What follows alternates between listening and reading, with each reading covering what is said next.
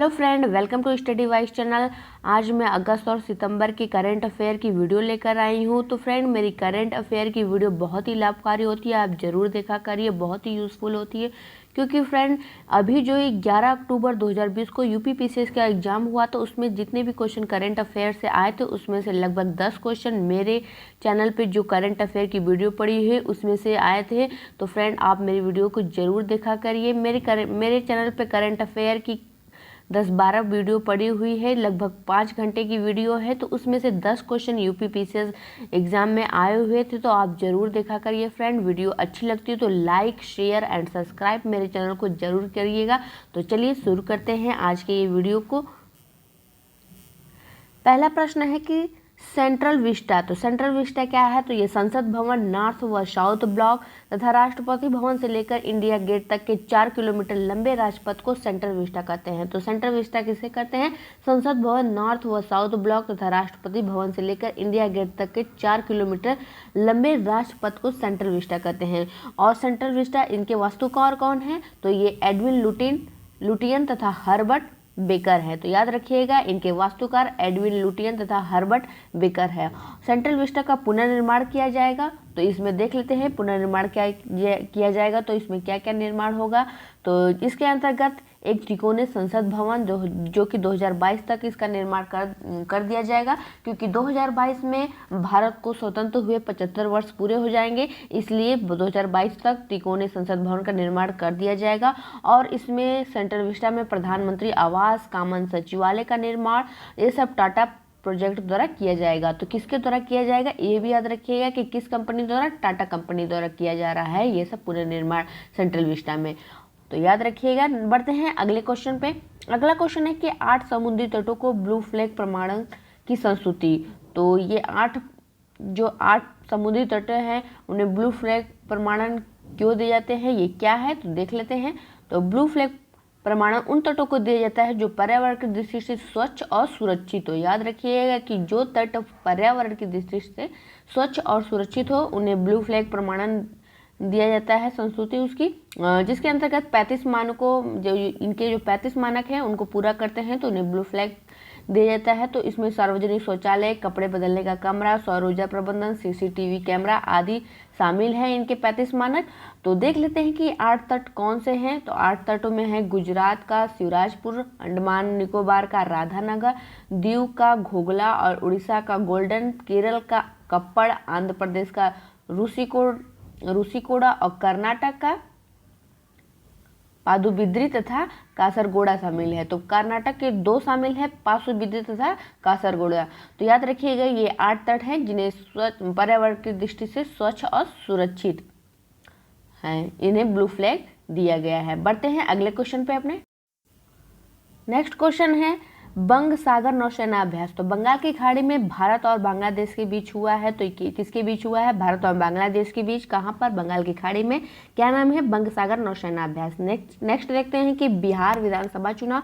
तो ये कोरोना के दौरान देश का पहला यह चुनाव है। तो याद रखिएगा, कोरोना के दौरान यह देश का पहला चुनाव हो रहा है। ये बिहार में विधानसभा की 243 सीटें हैं, इसे भी याद रखिएगा। बिहार विधानसभा चुनाव 3 चरणों में होगा। 3 चरणों में होगा क्योंकि कोरोना की वजह से सोशल डिस्टेंसिंग और कोरोना के सभी नियमों का पालन करते हुए चुनाव कराया जा रहा है। तो मतदान का समय 1 घंटा बढ़ा दिया गया है, जिसमें कि सुबह 7 बजे से लेकर शाम को 7 बजे तक होगा यह। और मतदान केंद्रों की संख्या भी 63% की वृद्धि कर दी गई है। तो ये कोरोना की वजह से इतने विधानसभा चुनाव में, बिहार के विधानसभा चुनाव में बदलाव किए गए हैं। नेक्स्ट देखते हैं, याद रखिएगा बहुत ही इंपॉर्टेंट है वो क्वेश्चन। नेक्स्ट है कि जम्मू कश्मीर की आधिकारिक भाषाएं। तो संसद की मंजूरी मिलने के बाद जम्मू कश्मीर में हिंदी, कश्मीरी, डोगरी भी आधिकारिक भाषा बनी। 74% लोग कश्मीरी और डोगरी भाषा बोलते हैं। इसके पहले आधिकारिक भाषा केवल अंग्रेजी और उर्दू थी। तो याद रखिएगा फ्रेंड कि कश्मीरी और डोगरी बोलने वाले 74% लोग हैं, और पहले जो आधिकारिक भाषा थी वो अंग्रेजी और उर्दू थी। अब हिंदी, कश्मीरी और डोगरी को भी आधिकारिक भाषा का दर्जा मिल गया है। बढ़ते हैं नेक्स्ट क्वेश्चन पे। नेक्स्ट क्वेश्चन है कि नवगठित राष्ट्रीय चिकित्सा आयोग के पहले अध्यक्ष सुरेश चंद्र शर्मा बने। तो सुरेश चंद्र नवगठित राष्ट्रीय चिकित्सा आयोग के पहले अध्यक्ष बने हैं, याद रखिएगा। नेक्स्ट है राष्ट्रीय रक्षा विश्वविद्यालय गुजरात में स्थापित किया जाएगा। राष्ट्रीय रक्षा विश्वविद्यालय कहाँ स्थापित किया जा रहा है, तो ये गुजरात में स्थापित किया जा रहा है। Very important question. बढ़ते हैं आगे। भारत व चीन के रक्षा मंत्रियों तथा विदेश मंत्रियों की बैठक मास्को में संपन्न। तो याद रखिएगा। नेक्स्ट है कि विश्व जोखिम सूचकांक 2020 181 देशों में भारत का स्थान 89वां है। तो याद रखिएगा कि विश्व जोखिम सूचकांक 2020 में जो जारी की गई है 181 देशों में भारत का स्थान याद रखिएगा 89 है। नेक्स्ट है कि 1000 किलोमीटर तक मार करने वाले सौर मिसाइल का उड़ीसा से परीक्षण किया गया है और यह K-15 मिसाइल का जमीन संस्करण है। तो याद रखिएगा ये K-15 मिसाइल का जमीनी संस्करण है। नेक्स्ट है कि इंडियन हैप्पीनेस रिपोर्ट 2020। तो बढ़ते हैं, इसको देख लेते हैं। तो यह भारत की पहली खुशहाली रिपोर्ट सितंबर 2020 में जारी की गई है। तो याद रखिएगा यह भारत की पहली खुशहाली रिपोर्ट है, जिसमें कि प्रथम खुशहाली में प्रथम स्थान है मिजोरम राज्य का, फिर सेकंड है पंजाब, नेक्स्ट है अंडमान निकोबार का स्थान। तो इस तरह ये घटते क्रम में है, याद रखिएगा। ये इंडियन हैप्पीनेस रिपोर्ट पहली बार जारी किया गया है। तो और किस राज्य का प्रथम दर्जा है, तो याद रखिएगा ये बहुत ही इंपॉर्टेंट क्वेश्चन है। नेक्स्ट है कि अमेरिका की मध्यस्थता में संयुक्त अरब अमीरात तथा बहरीन ने इजराइल के साथ राजनीतिक संबंध स्थापित किए। तो किसके अध्यक्षता में, अमेरिका की मध्यस्थता में। किसने किया है, तो संयुक्त अरब अमीरात तथा बहरीन ने इजराइल के साथ राजनीतिक संबंध स्थापित किए हैं। नेक्स्ट देखते हैं कि देश का पहला हवाई अड्डा जहां पर कोविड-19 परीक्षण सुविधा शुरू की गई है, तो यह इंदिरा गांधी अंतर्राष्ट्रीय हवाई अड्डा नई दिल्ली में इंदिरा गांधी अंतर्राष्ट्रीय हवाई अड्डा है, वहां पर कोविड-19 परीक्षण की सुविधा शुरू की गई है। बढ़ते हैं नेक्स्ट क्वेश्चन पे। नेक्स्ट क्वेश्चन है कि दक्षिण भारत की पहली किसान रेल आंध्र प्रदेश के अनंतपुर से दिल्ली के लिए चली। तो वेरी इंपॉर्टेंट क्वेश्चन। दक्षिण भारत की ये पहली किसान रेल है जो कि कहां से चली है, आंध्र प्रदेश के अनंतपुर से दिल्ली के लिए चली है। नेक्स्ट है कि इसरो 2025 में मिशन विनस लॉन्च करेगा। तो मिशन विनस 2025 में याद करें इसरो लॉन्च करेगा। तो याद रखिएगा कि 2025 में लॉन्च किया जाएगा मिशन विनस को। Next question. नेक्स्ट क्वेश्चन है कि लिविंग प्लेनेट रिपोर्ट 2020 तो world wide fund for nature द्वारा जारी किया जाता है। तो पहले ये याद रखिएगा कि लिविंग प्लेनेट रिपोर्ट 2020 किसके द्वारा जारी किया जाता है, world wide fund for nature द्वारा जारी किया जाता है। ये प्रश्न पूछा जा सकता है, इसलिए याद रखिएगा। नेक्स्ट है कि इसके अनुसार 1970 से 2016 के बीच 46 वर्षों में वैश्विक कशेरुकी जीवों की आबादी में 68% की कमी हो चुकी है। तो याद रखिएगा 46 वर्षों में वैश्विक कशेरुकी जीवों की आबादी में कमी आई है 68%। नेक्स्ट है कि सबसे ज्यादा जैव विविधता 94% कमी आई है लैटिन अमेरिका और कैरिबियाई क्षेत्र में, और इतनी कमी लाखों वर्षों में भी नहीं आई थी जितनी कि 46 वर्षों में हुई है। लाखों वर्षों में भी इतनी कमी नहीं आई थी। तो वेरी इंपॉर्टेंट क्वेश्चन है, याद रखिएगा फ्रेंड। मेरी वीडियो बहुत ही लाभकारी होती है, वीडियो जरूर देखा करिए, बहुत ही यूजफुल होती है वीडियो, और ज़्यादा से ज़्यादा इसे शेयर करिएगा। नेक्स्ट है कि टाइम पत्रिका के 2020 के 100 सर्वाधिक प्रभावशाली व्यक्ति। तो टाइम पत्रिका के 2020 के 100 सर्वाधिक प्रभावशाली व्यक्तियों में नरेंद्र मोदी सहित 5 भारतीय शामिल हैं। तो टाइम पत्रिका द्वारा 2004 से नियमित रूप से इसका प्रकाशन किया जा रहा है। टाइम पत्रिका का 2004 से याद रखिएगा इसका प्रकाशन किया जा रहा है नियमित रूप से। नेक्स्ट है कि सर्वाधिक 11 बार इस सूची में चीनी राष्ट्रपति शी जिनपिंग तथा पूर्व अमेरिकी राष्ट्रपति बराक ओबामा को शामिल किया जा चुका है। तो टाइम पत्रिका में 11 बार सबसे ज़्यादा जो है कि किन दो लोगों का नाम है, तो राष्ट्रपति चीन के राष्ट्रपति शी जिनपिंग और अमेरिका के पूर्व राष्ट्रपति बराक ओबामा का नाम शामिल है। नेक्स्ट देखते हैं इसी में। तो अगला है इसी में कि पहली बार टाइम पत्रिका द्वारा 1999 में 20वीं सदी के 100 सर्वाधिक व्यक्तियों की सूची प्रकाशित की गई थी। तो पहली बार कब की गई थी, 1999 में 100 सर्वाधिक व्यक्तियों की सूची प्रकाशित की गई थी, अब 2020 में की गई है। नेक्स्ट देखते हैं। नेक्स्ट है संयुक्त राष्ट्र महासभा का 75वां सत्र। तो संयुक्त राष्ट्र के 75 वर्षों के इतिहास में पहली बार इसका सत्र 16 सितंबर 2020 को वर्चुअल तरीके से शुरू हुआ। तो पहली बार हुआ है वर्चुअल तरीके से सत्र शुरू महासभा का, संयुक्त राष्ट्र महासभा का। नेक्स्ट है इसमें कि 75वें महासभा के अध्यक्ष कौन है, तो तुर्की के वोल्कन बोजकीर हैं। याद रखिएगा कि संयुक्त राष्ट्र महासभा के 75वें अध्यक्ष कौन है, 75वें महासभा के अध्यक्ष कौन है? तो तुर्की के बोल्कन बोजकीर हैं, इनका नाम याद रखिएगा। नेक्स्ट है कि आवश्यक वस्तु संशोधन अधिनियम 2020, इसके तहत अनाज, दालें, खाद्यान्न तेल और आलू प्याज अब अनिवार्य वस्तु नहीं रही, अब इनका असीमित भंडार और परिवहन किया जा सकेगा। तो किन किन का असीमित भंडार और परिवहन किया जा सकेगा? अनाज, दालें, खाद्यान्न तेल और आलू प्याज का, ये अनिवार्य वस्तु नहीं रही। नेक्स्ट देखते हैं। नेक्स्ट है खाद्यान्न उत्पादन संबंधित चौथे अग्रिम अनुमान जारी। तो इसमें है कि कृषि एवं किसान कल्याण मंत्रालय द्वारा अगस्त 2020 में 2019-20 के खाद्यान्नों संबंधित चौथे अग्रिम अनुमान जारी है। तो ये चौथा अग्रिम अनुमान जारी है। देख लेते हैं इसमें आगे। तो इसके अनुसार कुल खाद्यान्न 296 मिलियन टन रहा, जो एक रिकॉर्ड है। तो कुल खाद्यान्न कितना रहा है? 296 मिलियन, जो कि एक रिकॉर्ड रहा है, जिसमें कि चावल का रिकॉर्ड है 118 मिलियन टन, गेहूं का रिकॉर्ड 107 मिलियन टन है, मोटे अनाज का 47 मिलियन टन और दलहन का 23 मिलियन टन, जिसमें कि चना का हिस्सा 11 मिलियन टन है। तो याद रखिएगा, दलहन में 23 मिलियन टन है, जिसमें कि 11 मिलियन टन चना का हिस्सा इसमें सर्वाधिक रहा है। नेक्स्ट है कि तिलहन 33 मिलियन टन रहा है, जिसमें कि सोयाबीन 11 मिलियन टन, मूंगफली 10 मिलियन टन और रैपसीड व सरसों 9 मिलियन। तो रैपसीड और सरसों को मिलाकर 9 मिलियन टन का उत्पादन हुआ है, याद रखिएगा। बढ़ते हैं नेक्स्ट। अगला है कि चावल के 118 मिलियन टन में 102 मिलियन टन खरीफ मौसम में और 16 मिलियन टन रबी मौसम में उत्पादन होता है। तो याद रखिएगा कि इसमें खरीफ के मौसम में 102 मिलियन सबसे ज़्यादा चावल का उत्पादन होता है और 16 मिलियन टन रबी मौसम में उत्पादित किया गया है। नेक्स्ट है कि मक्का के 28 मिलियन टन में 19 मिलियन खरीफ में, 9 मिलियन टन रबी मौसम में उत्पादित किया गया है। नेक्स्ट है कि कुल दालों कि 23 मिलियन टन में 15 मिलियन टन रबी के मौसम में होता है। तो कुल दालों में 15 मिलियन टन रबी के मौसम में सबसे ज़्यादा उत्पादन किया जाता है। नेक्स्ट है कि कुल खाद्यान्नों के 296 मिलियन टन में से 153 मिलियन टन रबी मौसम में और 143 मिलियन टन खरीफ मौसम में पैदा होता है।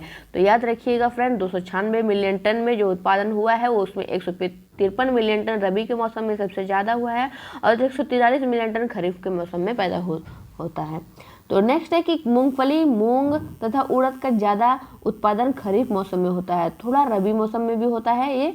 और सूरजमुखी 60% जो कि रबी मौसम में होता है, ज्वार का 65% रबी मौसम में होता है। तो सूरजमुखी और ज्वार रबी मौसम में सबसे ज़्यादा उत्पादन होता है इनका, याद रखिएगा। बढ़ते हैं अगला क्वेश्चन। अगला है कि कुल 9 तिलहनों का 68% से ज़्यादा खरीफ मौसम में पैदा होता है। तो 9 तिलहन जो है 68% खरीफ मौसम में ज़्यादा उत्पादन होता है इनका। नेक्स्ट है कि रबी उपजों का न्यूनतम समर्थन मूल्य। तो विपणन वर्ष 2021-22 के लिए आर्थिक मामलों पर मंत्रिमंडलीय समिति द्वारा किए गए निर्णय के तहत सरकार ने इसे घोषित किया है। तो याद रखिएगा, सरकार ने इसे घोषित किया है। और नेक्स्ट है कि न्यूनतम समर्थन मूल्य को उपजों की लागत से न्यूनतम 1.5 गुना रखने की नीति का अनुपालन करते हुए समर्थन मूल्य का निर्धारण किया गया है। नेक्स्ट देखते हैं कि किस आयोग द्वारा ये सिफारिश पर आधारित है। तो यह स्वामीनाथन आयोग की सिफारिश पर आधारित है और ये सबसे ज़्यादा 300 रुपये प्रति क्विंटल की वृद्धि मसूर के मूल्य में है और सबसे कम 50 रुपये प्रति क्विंटल गेहूं के समर्थन मूल्य में वृद्धि की गई है। अब गेहूं का न्यूनतम समर्थन मूल्य 1975 रुपये है। तो सबसे ज़्यादा अगर पूछे तो 300 रुपये की प्रति क्विंटल की वृद्धि किसमें की गई है? मसूर के मूल्य में की गई है और सबसे कम गेहूं के समर्थन मूल्य में वृद्धि की गई है, जो कि अब न्यूनतम समर्थन मूल्य गेहूं का है 1975 रुपये। नेक्स्ट देखते हैं कि देश में 2016 से 18 के बीच मातृत्व मृत्यु दर प्रति लाख जीवित जन्मों पर 113 रह गई है और सर्वाधिक मातृत्व मृत्यु दर 215 असम में है। तो सर्वाधिक मातृत्व मृत्यु दर कहाँ पर है? 215 असम राज्य में है। याद रखिएगा, पूछा जा सकता है कभी भी। नेक्स्ट देखते हैं। अगला क्वेश्चन है कि मानव पूंजी सूचकांक 2020, तो इसे विश्व बैंक द्वारा जारी किया जाता है। पहले तो ये याद रखिएगा कि किसके द्वारा जारी किया जाता है मानव पूंजी सूचकांक। तो ये विश्व बैंक द्वारा जारी किया जाता है। इसमें 174 देशों में सिंगापुर प्रथम है और जापान तथा हांगकांग दूसरे स्थान पर है और भारत का स्थान 116वां है। तो याद रखिएगा 174 देशों में भारत का स्थान 116 है। नेक्स्ट देखते हैं कि economic freedom of the world 2020, तो कनाडा के फ्रेजर इंस्टीट्यूट द्वारा जारी किया जाता है। Economic freedom of the world किसके द्वारा जारी किया जाता है? कनाडा के फ्रेजर इंस्टीट्यूट द्वारा, याद रखिएगा। नेक्स्ट है इसी में कि 162 देशों में हांगकांग प्रथम है, सिंगापुर, न्यूजीलैंड, स्विट्जरलैंड का स्थान इस तरह घटते क्रम में है, तो याद रखिएगा इनका घटता क्रम कभी भी एग्जाम में पूछा जा सकता है। नेक्स्ट इसी में देख लेते हैं कि अंतिम स्थान पर वेनेजुएला 162वें स्थान पर है, सूडान 161वें और भारत ब्राजील के साथ 105वें स्थान पे संयुक्त स्थान पर है। तो भारत और ब्राजील 105वें स्थान पर है इसमें। और इसी में है कि 2019 में भारत का स्थान 79 था और इस साल 105वें स्थान पर पहुंच गया है भारत। और नेक्स्ट है कि चीन का इस साल स्थान है 124वां और पाकिस्तान का 129। याद रखिएगा पड़ोसी देशों का भी, कभी कभी पड़ोसी देशों के भी रैंकिंग पूछ लेते हैं, एग्जाम में आ जाता है। नेक्स्ट है कि वैश्विक नवाचार सूचकांक 2020, तो वर्ल्ड इंटेलेक्चुअल प्रॉपर्टी ऑर्गेनाइजेशन द्वारा जारी किया जाता है। तो किसके द्वारा जारी किया जाता है? वैश्विक नवाचार सूचकांक, तो यह वर्ल्ड इंटेलेक्चुअल प्रॉपर्टी ऑर्गेनाइजेशन द्वारा। नेक्स्ट है कि 131 देशों में स्विट्जरलैंड, स्वीडन, अमेरिका, ब्रिटेन का ये घटता क्रम है, तो याद रखिएगा कि प्रथम है स्विट्जरलैंड, उसके बाद स्वीडन, फिर अमेरिका, फिर ब्रिटेन का, इस तरह ये घटते क्रम में है, इनका घटते क्रम में याद रखिएगा। और सबसे निचले स्थान पर 131वें स्थान पर यमन का है और भारत 48वीं रैंक है इसमें। और 2019 में 52वीं रैंक पर थी, तो यानी भारत की स्थिति अब सुधरी है पिछले साल की तुलना में।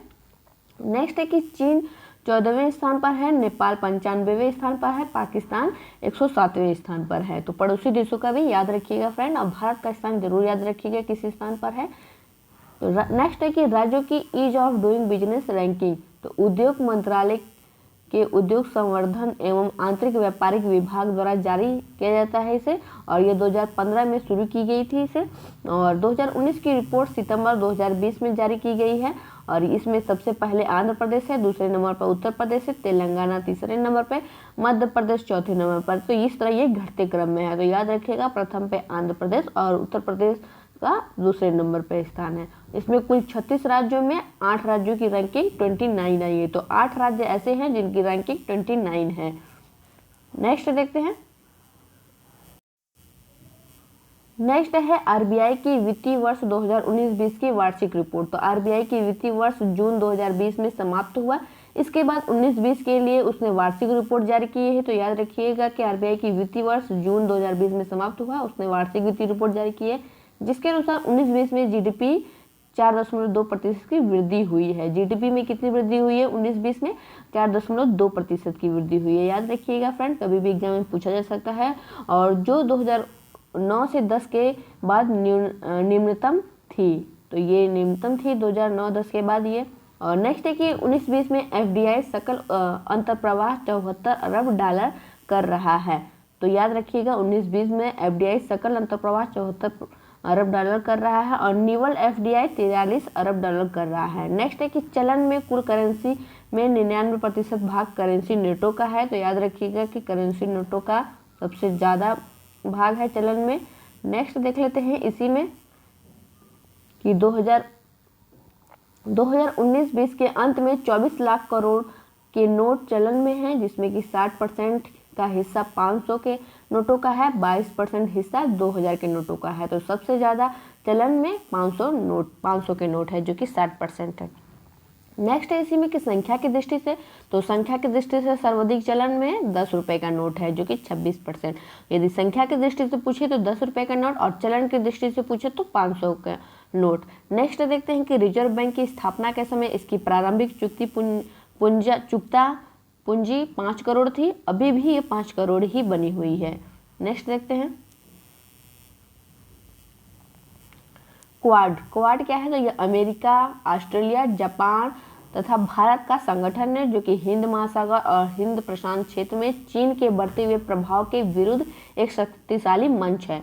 तो ये हिंद महासागर एवं हिंद प्रशांत क्षेत्र में चीन के बढ़ते हुए प्रभाव के विरुद्ध एक शक्तिशाली मंच है। तो किन किन देशों का है? यह अमेरिका, ऑस्ट्रेलिया, जापान और भारत का एक संगठन है। याद रखिएगा। बढ़ते हैं अगले क्वेश्चन पे। अगला क्वेश्चन है कि डेटन लिटरेरी पीस प्राइज 2020, तो यह कनाडा के लेखक मार्गरेट एटवुड को मिला। तो किसे मिला है डेटन लिटरेरी पीस प्राइज 2020? ये कनाडा के लेखक मार्गरेट एटवुड को। नेक्स्ट देखते हैं। नेक्स्ट है पीडी बाघेला, तो ये ट्राई के चेयरमैन नियुक्त हुए हैं। इनका कार्यकाल 3 वर्ष रहेगा और अधिकतम 65 वर्ष की आयु तक होगा इनका कार्यकाल।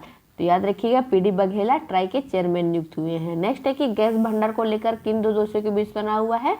तो ग्रीस तथा तुर्की के बीच तनाव उत्पन्न हुआ है। नेक्स्ट है कि मोहम्मद रोबले सोमालिया के प्रधानमंत्री बने हैं। सोमालिया के प्रधानमंत्री कौन है? मोहम्मद रोबले। नेक्स्ट है भारत ने रूस में आयोजित होने वाली बहुराष्ट्रीय त्रिकोणीय सैन्य अभ्यास कौकाज 2020 से भागीदारी वापस ली है। तो याद रखिएगा फ्रेंड कि कौकाज क्या है? बहुराष्ट्रीय त्रिकोणीय सैन्य अभ्यास है जो कि रूस में आयोजित होने वाले हैं और इससे भारत ने भागीदारी वापस ले ली है, क्योंकि इसमें चीन भी भागीदारी कर रहा है, इसलिए भारत ने वापस भागीदारी कर ली है। नेक्स्ट देखते हैं।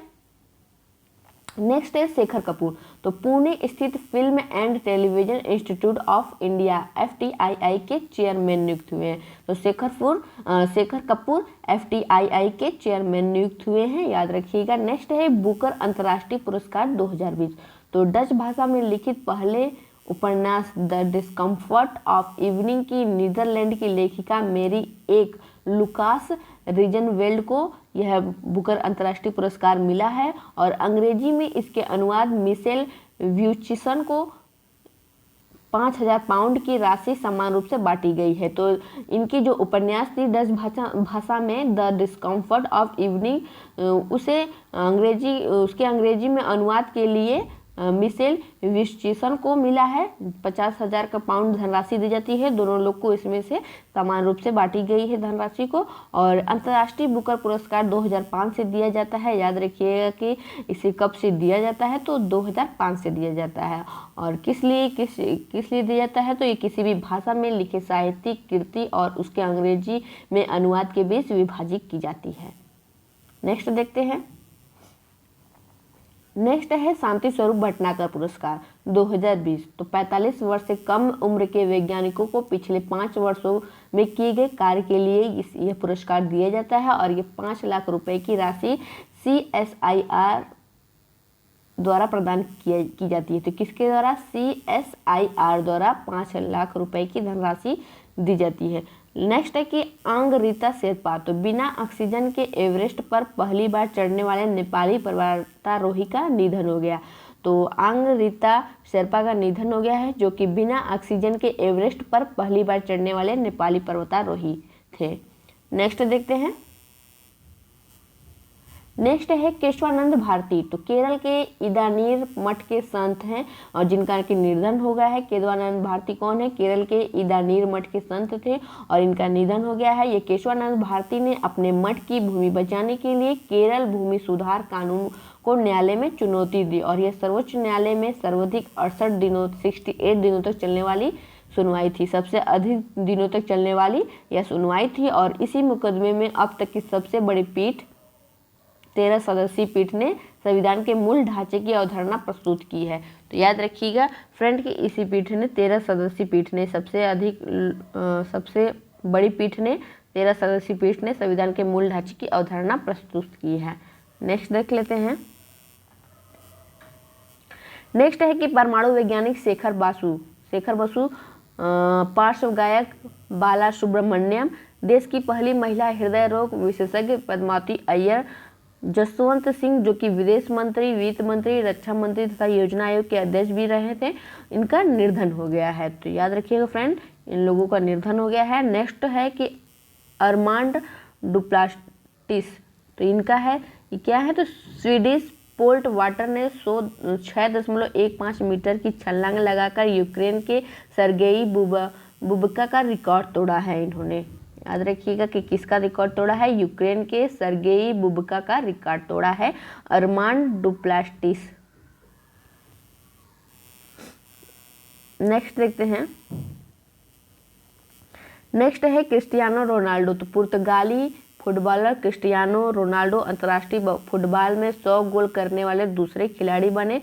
प्रथम खिलाड़ी ईरान के अलीदेई जो कि 109 गोल इन्होंने किया था। तो ये प्रथम है ईरान के अलीदेई जिन्होंने 109 गोल किया था, और दूसरे नंबर पर है क्रिस्टियानो रोनाल्डो, ये है पुर्तगाल के। नेक्स्ट है कि UEFA कप 2020, तो यूरोपीय football cup UEFA super cup Germany के बायर्न म्यूनिख क्लब ने स्पेन के सेविला क्लब को हराकर जीता। याद रखिएगा किसे हरा के जीता है इन्होंने, स्पेन के सेविला क्लब को हराकर जीता है। और ये किसने जीता है, तो जर्मनी के बायर्न म्यूनिख क्लब ने। नेक्स्ट देखते हैं। नेक्स्ट है अमेरिकी ओपन 2020, तो पुरुष एकल में ऑस्ट्रिया के डोमिनिक थिएम ने जर्मनी के अलेक्जेंडर जेवरेव को हराया है। तो याद रखिएगा ऑस्ट्रिया के डोमिनिक थिएम ने जर्मनी के अलेक्जेंडर जेवरेव को हराया है पुरुष एकल में, अमेरिकी ओपन के पुरुष एकल में। और महिला एकल में है जापान की नाओमी ओसाका ने बेलारूस की विक्टोरिया अंजारिके को हराया है। तो जापान की हैं नाओमी ओसाका, उन्होंने बेलारूस के विक्टोरिया अजारेका को हराया है। इन्होंने इनके 3 ग्रैंड स्लैम खिताब जीतने वाली ये नाओमी ओसाका पहली एशियाई खिलाड़ी बनी हैं ये। तो याद रखिएगा कि ये 3 ग्रैंड स्लैम खिताब जीतने वाली नाओमी ओसाका पहली एशियाई खिलाड़ी बनी है, इनका नाम जरूर याद रखिएगा। नेक्स्ट है कि अमेरिकी ओपन के दौरान एक महिला अधिकारी को गेंद मारने के कारण जोकोविच अमेरिकी ओपन से बाहर किए गए। ग्रैंड स्लैम टेनिस के इतिहास में बाहर किए जाने वाले तीसरे खिलाड़ी बने हैं। तो जोकोविच अमेरिकी ओपन से बाहर कर दिए गए हैं, और ये पहले नहीं है, इनसे पहले भी 2 लोगों को बाहर कर दिया गया था। नेक्स्ट देखते हैं कि जिमेक्स सैन्य अभ्यास 2020, तो यह भारत जापान की नौसेनाओं के बीच उत्तरी अरब सागर में संपन्न होगा। तो ये जिमेक्स सैन्य अभ्यास किन 2 देशों के बीच होगा, भारत और जापान के बीच, भारत जापान के नौसेनाओं के बीच होगा। और कहाँ पे, उत्तरी अरब सागर में संपन्न होगा। नेक्स्ट है कि इंद्र अभ्यास 2020, तो यह भारत व रूस की नौसेनाओं के बीच बंगाल की खाड़ी में संपन्न होगा। तो याद रखिएगा इंद्र अभ्यास भारत और रूस की नौसेनाओं के बीच है, कहाँ पर, बंगाल की खाड़ी में संपन्न होगा। नेक्स्ट देखते हैं। नेक्स्ट है हरिकेन नाना, तो यह मध्य अमेरिकी देश बेलीज में आया, और टाइफून हैसन जापान तथा उसके समवर्ती देशों में आया। तो याद रखिएगा ये चक्रवातों के नाम हैं, और ये चक्रवात किस देश में आते हैं, कहाँ पे आते हैं, तो हरिकेन तो अमेरिका में आती है इस नाम से। तो इस हरिकेन नाना है ये मध्य अमेरिकी तथा बेलीज में आया था, और टाइफून हैसन जो कि जापान और उसके समीपवर्ती देशों में आया है। तो याद रखिएगा आया था। बढ़ते हैं नेक्स्ट क्वेश्चन में। नेक्स्ट क्वेश्चन है कि न्यू होराइजन, तो नासा के अंतरिक्ष यान ने सौरमंडल में सबसे अधिक दूरी पर स्थित पिंड अल्टीमा थूले के सबसे नज़दीक पहुंचा है, और यह किसी अंतरिक्ष यान की सबसे लंबी उड़ान है। तो न्यू होराइजन क्या है, यह अंतरिक्ष यान है। नेक्स्ट है कि साइबर अपराधों के लिए झारखंड का जामताड़ा कुख्यात है। तो साइबर अपराधों के लिए झारखंड का जामताड़ा जिला है जो, वो बहुत ही कुख्यात है। नेक्स्ट है कि पूर्वी घाट की पहाड़ियाँ, जिसमें कि सेवराय, पंचमलाई, कोल्ली, कलवारायण से पश्चिमी घाट की पहाड़ियाँ हैं नीलगिरी, अन्नामलाई, पालनी की ओर तितलियों का इस वर्ष समय से पहले प्रवास हुआ है। तो याद रखिएगा कि पूर्व की पहाड़ियों से पश्चिम की पहाड़ियों की ओर तितलियों का इस वर्ष समय से पूर्व प्रवास हो गया है। तो इन पहाड़ियों का नाम जरूर याद रखिएगा, कभी कभी पहाड़ियों के नाम पूछ लिया जाता है एग्जाम में, तो पहाड़ियों का नाम तो याद रखिएगा ही, इम्पॉर्टेंट है कि सेवराय, पंचमलाई, कोल्ली, कलवारायण ये पूर्वी घाट की पहाड़ियाँ हैं, और पश्चिमी घाट की पहाड़ियाँ हैं नीलगिरी, अन्नामलाई, पालनी। तो फ्रेंड ये 50 क्वेश्चन कंप्लीट हो गए। वीडियो अच्छी लगती तो लाइक शेयर ज़्यादा से ज़्यादा शेयर करिएगा फ्रेंड, क्योंकि करंट अफेयर के वीडियो सभी के लिए लाभदायक होता है, सभी एग्जाम में बहुत ही महत्वपूर्ण भूमिका निभाता है करंट अफेयर। तो इसलिए सबको शेयर करिए जिनको इनकी ज़रूरत है, और वीडियो अच्छी लगती है तो लाइक करना ना भूलिएगा। चैनल को सब्सक्राइब नहीं किए हैं तो प्लीज़ सब्सक्राइब भी कर दीजिएगा, और करंट अफेयर की वीडियो ऐसे ही देखते रहिए, क्योंकि मेरे करंट अफेयर की वीडियो बहुत ही यूज़फुल होती है। वीडियो देखने के लिए आप सबका बहुत बहुत धन्यवाद।